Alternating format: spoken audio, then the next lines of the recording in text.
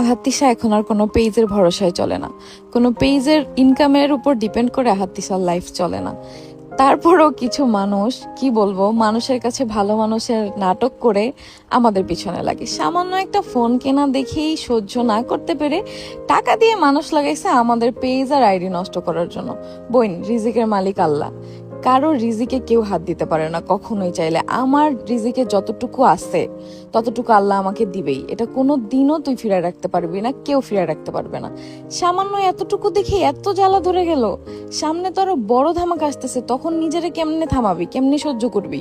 আরো 4-5 জন লোক লাগা, আরো 4-5 জনরে এরকম টাকা দিয়ে রাখ আমাদের পিছনে লাগার জন্য, কিন্তু আমাদের রক্ষা করার জন্য একজনই আছে উপরে, আল্লাহ।